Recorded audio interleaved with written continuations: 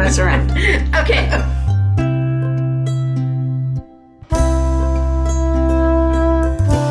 Welcome to the studio. Come on in. Welcome to the studio.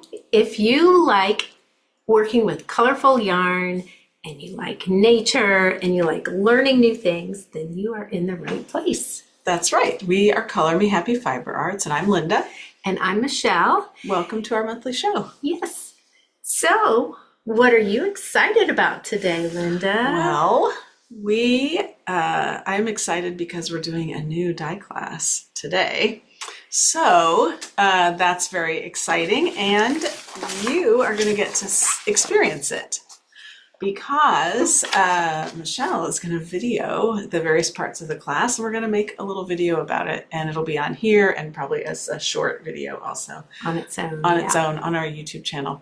So I am excited about that, and I'm excited about the festival season. We were at Young's Dairy last weekend. That was a great show, such a well-organized show, and really great people, really knowledgeable about natural dyes. Lots of people had some experience, and they asked great questions. It was really fun. And then we will be in Bloomington, Indiana next weekend. And then 2 weekends after that, we'll be in North Carolina. For SAF, our first time going there. So we're really excited about that, and we are praying that no hurricanes come and that we get to be there and just enjoy that beautiful part of the country and help support them.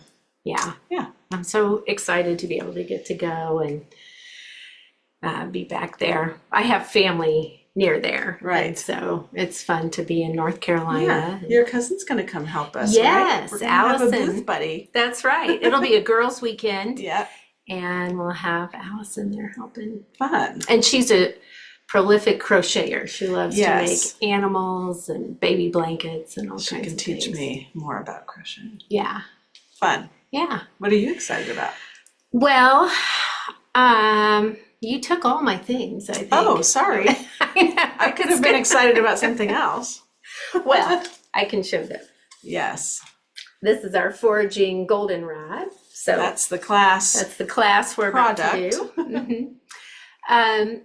I'm excited too because this week we have had 2 new people join us in the studio to help us.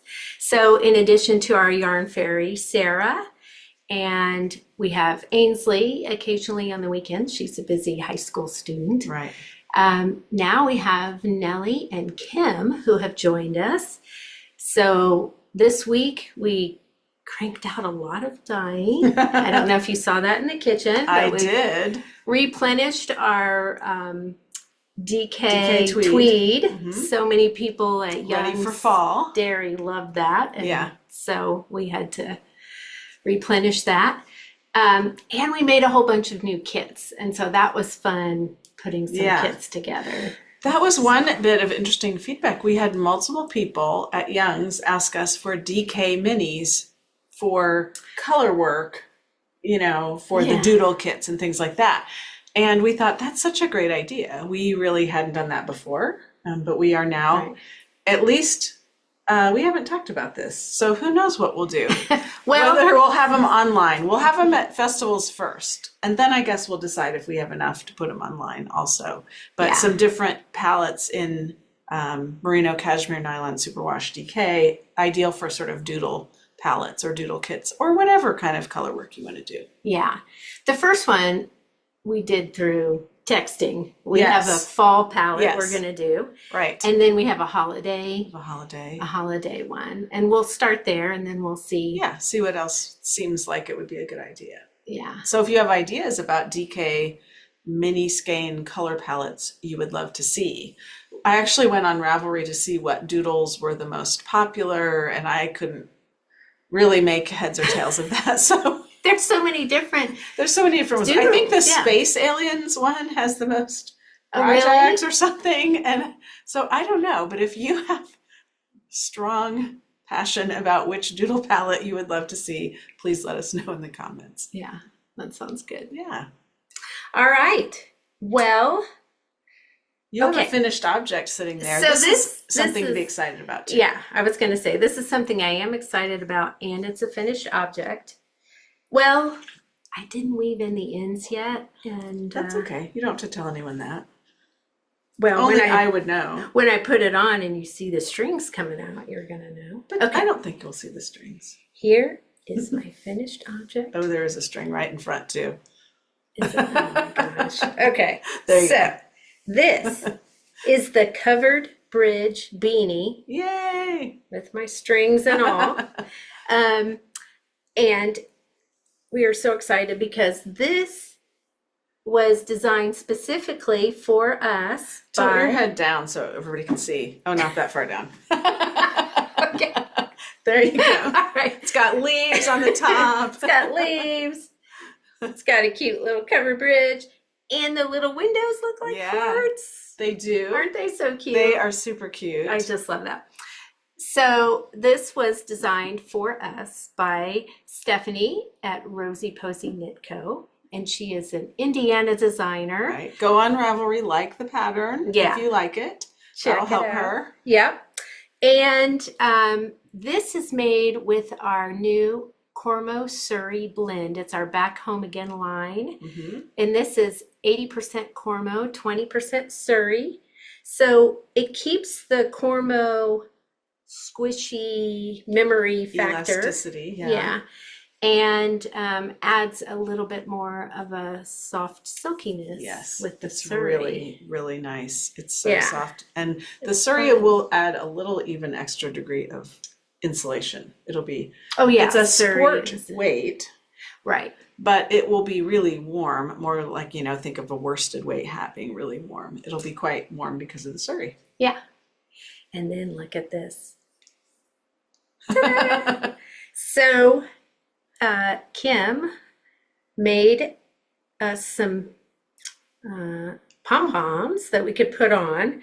Now, we do have a hat kit. We didn't even say that, but we have a kit that we're selling that has these exact colors in this yarn. In the right amounts. In the for you. right amounts, so you won't have extras and you're not paying for extras because it is expensive. Yeah. This is our... You have 10% extra like you would normally do to adjust for knitter's gauge, Right. but not like you won't end up with 3/4 of a skein of something you don't need. Right.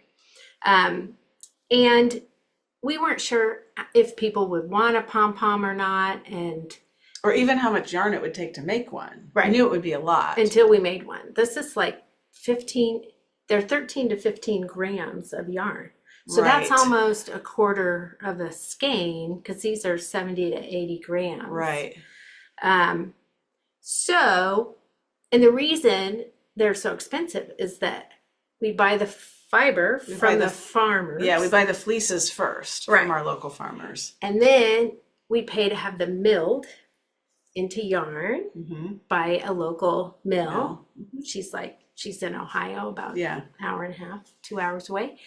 And then we naturally dye them.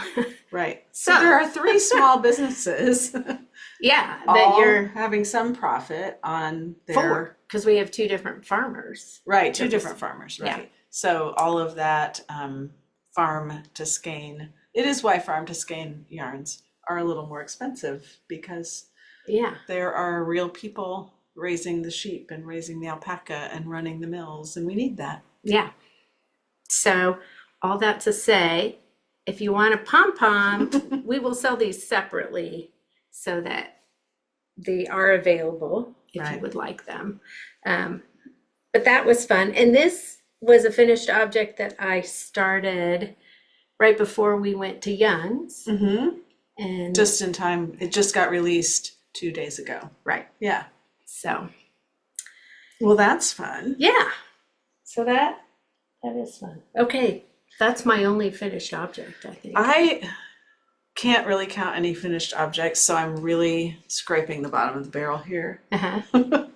But I have a couple of things. Oh, those are so pretty. Our beloved Pastor Terry, who has come and done classes with us, is a great friend and an amazing pastor, is going to go be a pastor in a little church in Montana near her son and daughter-in-law and granddaughter, which I am happy for her, but sad that she's leaving. So our church, Holy Hookers, are making a blanket for her, And I have been crocheting little squares with leftover DK. So they're generally in this kind of color palette. It's a little daisy, it's a little free pattern. I can find the link, we'll put it on. Okay. I am a baby crocheter, so obviously it's not too hard. So those squares are done. My lovely friend Jackie is going to put them all together. Oh, that's great. And then this is also not quite done. But close enough. It was close enough to be a sample at the wool gathering at Young's Dairy. This is also something to be excited about because it's a new fall launch, which is our Stitch a Dye Garden. So if you are watching this, you probably are really interested in natural dyes. And so because we love natural dyes, we worked with Melissa at M Creative J to make an embroidery pack of natural dye plants. Yeah. So there are 5 natural dye plants in there. And then we naturally dyed the embroidery floss to make those plants. And we have the bag in our little kit that we are now selling. And so I will eventually put indigo and weld on the bag. So far I have madder and marigold and coreopsis on the bag that I've embroidered. And so that is sort of finished. It will eventually have 2 more dye plants on it. But I was just glad to get those 3 done before we went to the festival. Yeah. And it's fun. All 5 of those plants we grow ourselves. Right. So yes, it's fun to see. It is fun. Makes it extra special. Yeah. So I have something similar to that. It's a work in progress. Okay. So this is fun. I took an old jean shirt that may or may not close well when I button it anymore. Well, who buttons a jean shirt? It's just a layer. It's just a layer, right. So what I decided to do was to take the front panels and start stitching flowers. So these are from Melissa's Wildflower set. Mm-hmm. They're coming in and out of focus. Maybe our face has to be out of it. There. Okay. Hopefully that was better. Yeah. So taking her wildflowers and doing it up one panel. Mm-hmm. Those are beautiful. And they're kind of like 3D. Yeah, I made them extra puffy and I put light and dark in there. So I think that's nice. I thought that was fun. Mm-hmm. And I haven't washed it. With these things, you just put it under cold water and the backing goes away, which is really cool. And then on this side, I'm doing the dye garden plants. Yeah.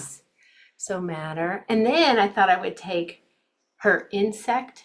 The little bugs. Insects. Yeah, so That's I could have fun. little bugs flying around the flowers. Yeah, that's a great idea. Yeah. So that may take a while to get done, but that is one of my works in progress that goes along with That's really cool. Yeah. Stitching. Fun stitching. Yeah. It looks like we both have works in progress of the same object. Yes, we're getting close to the end of our knit along. Right. For the kimono cardigan. Right. And you did yours according to directions where you finish the body first and then you do the sleeves. Yes, I did. So here it is. It's got I did the 3-color version and I changed colors with different colors of Suri. So the Knitting for Olive Pure Silk was the same green color. Got a little bit of that there. And then I used a yellow green and a blue and a darker green. And I am almost done because I'm on the last color on my second sleeve. On your second sleeve. So awesome. I will finish this weekend. All right. And a week ahead of time. A week. Well, almost a week. A week from today, we'll be gathering for a photo for anyone who's going to the Bloomington Wool Festival. Right. To take... that was participating in the knit along. I think several people are planning to come down there. Yeah. And take a photo with us. So that'll be fun. Yeah. So, and bring yours even if it's not done. Yes, even if it's not done. Just bring it and we'll all take a photo and it'll be awesome. Yeah. It's been a really fun project and I've really enjoyed the pattern. I am going to wear it a lot this winter, I can tell. Yeah. And mine. Yours? So I did mine where I did the sleeves first because I was doing a fade. Well, we were in France and you didn't have the right color. I didn't have the darkest to finish color. the bottom. Right. So here it is so far. So I have 2 sleeves where it goes from a light orange to a I love dark. the way the fade looks. So I did the instructions, which are the discrete stripes, and you faded it, but you said you didn't think you would do it again as a fade. It is really pretty as a fade. Well, the reason I might not do it again, or I wouldn't do it as my first time doing the kimono cardigan, is that the colors, where it lines up on your body, you have to kind of figure out where you're going to want to start the fade so that it's kind of consistent. The other problem I had was all the ends to weave in because I was changing every couple of rows. And you didn't feel like you could carry it up. It was like too much to do that. It would have distorted the fabric. Yeah. I think that was why I did it. But it was a lot of changing. But the outside looks great. Looks great. It's going to be so much fun to have that subtle shifting. Yes. Beautiful. And my underlying color was this knitting for olive orange. What's the name of that one? Do you remember? No. I don't remember either. I'll put it down. We'll figure it out. Okay. And then my Suri silk went from Summer Sunset, which is a light orangey speckling, to this deep tomato. And with a kind of pink color in between. Yeah, so, nice. Yeah. So that's really fun. Yeah. So we'll both be done. We'll both probably be done in time. You know, I should be done. You're almost done. I'm almost done. I'm at the bottom. Last color. So you're doing the seed stitch bottom part. Not quite. Not quite yet. To the seed stitch. Okay. No, almost. Almost to the seed stitch. If we have enough Scrabble games this week. Right. This is great. And there's nothing else we're trying to get done for the Bloomington Wool show in terms of samples. That is one thing for us that sometimes it's like, ooh, got to get the hat done. So then Michelle had to drop things and work on the hat. Yeah. And I had to work on the stitching before last week. So that does cut into our other knitting time. Yeah. That's my excuse for having multiple unfinished objects. Really. I was working on another one. Not an excuse. Well, I don't make an excuse. It's a choice. Just a choice and understanding where you are. And I was working on this in France, which is another version of the striation shawl. Scarf. Yeah. This is 5 different minis with a skein, alternating with a skein of Suri silk. So the Suri is like golden wheat or something like that. Now I did make an error. Colors. I made a mistake, but I'm going to live with it. Because I was not paying attention in France. And you increase and then you have a couple sections that are straight.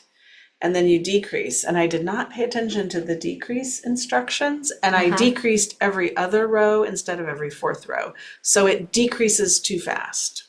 So yeah, I will show that. So I don't think you're going to notice. I don't think you'll notice it either. Here's the straight section all along here. And then see this, it goes down too fast from here to here. It should have been more like. It goes down faster than this side. Yes, exactly. That side has a nice smooth decrease. This goes wah, kind of falls off a cliff. But I don't think when you wrap it around your neck, it'll be super noticeable either. It's making me do a longer tail. So this tail will also be longer and narrower.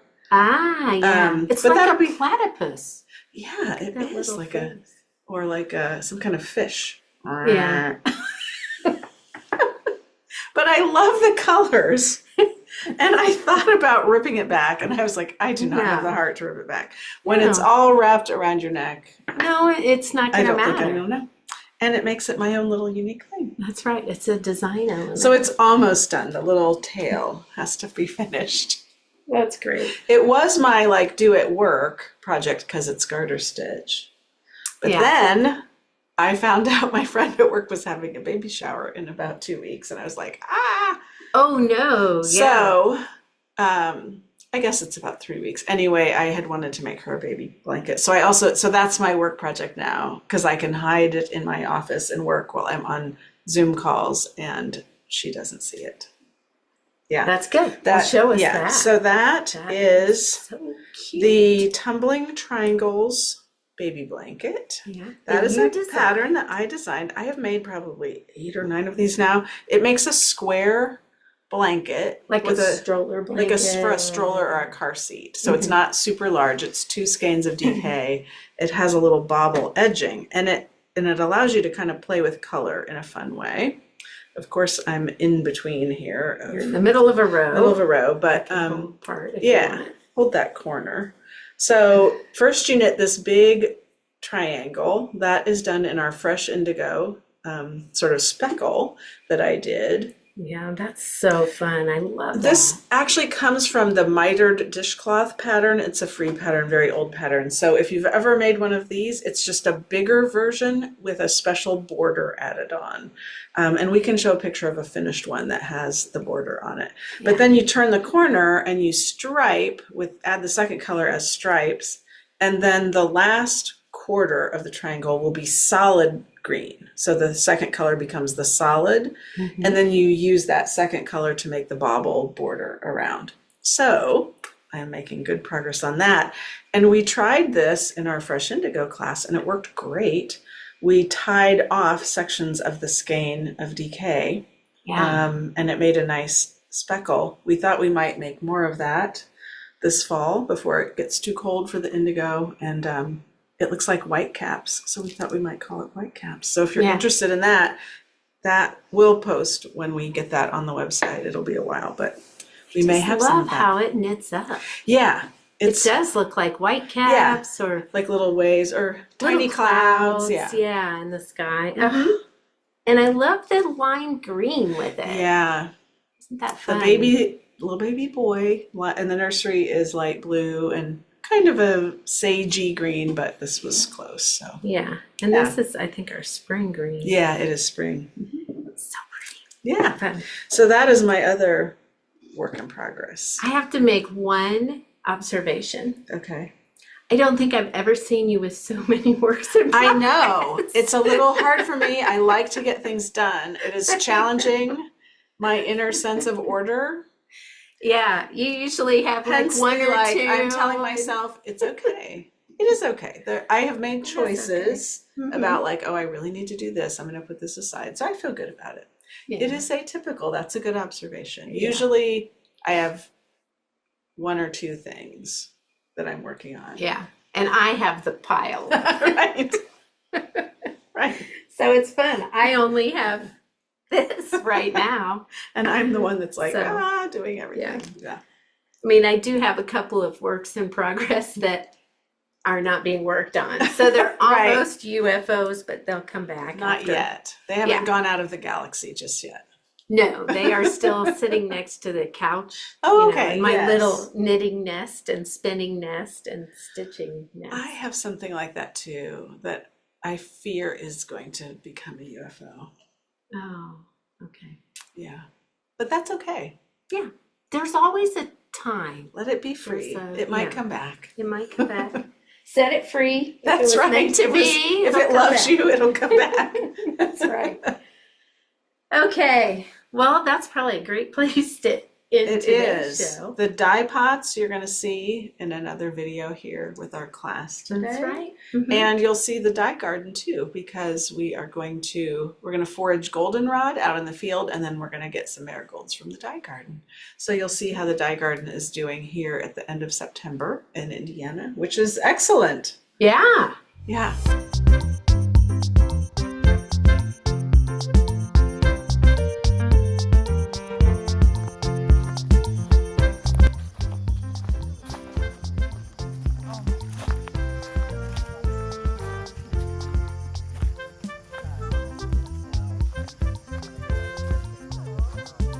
but it has many, many benefits. It's native to us, so we don't consider it invasive. There are a ton of pollinators and different kinds of beetles that utilize it for nectar. We keep bees at our farm, and they make goldenrod honey in the fall, and it smells really buttery, like it smells different than any other honey. So this flower, you can see like the flowers are starting to get a little bit brown up here. I usually don't understand. I have no idea if that makes a difference, but I usually figure, well, maybe they're a little bit less. They're a little bit past their times, right? So I usually take one like this and just hold it and cut it off right here and drop it in the bucket.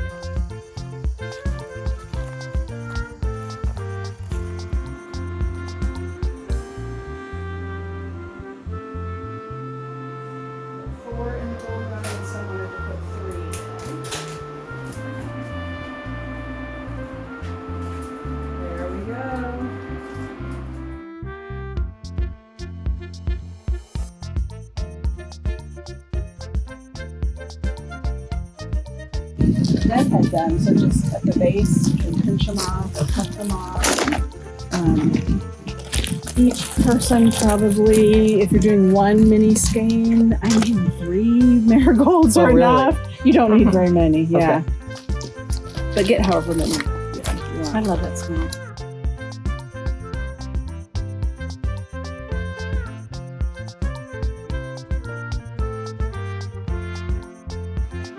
See it changing already. Mm-hmm. Yeah. Now that's copper, cool. It doesn't hurt the fiber to stay longer because copper makes your fiber softer.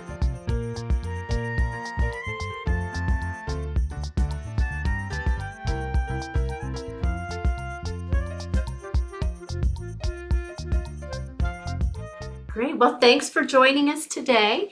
Let us know in the comments any questions you have, and if you have ideas you want to see on colors for DK mini sets. Right.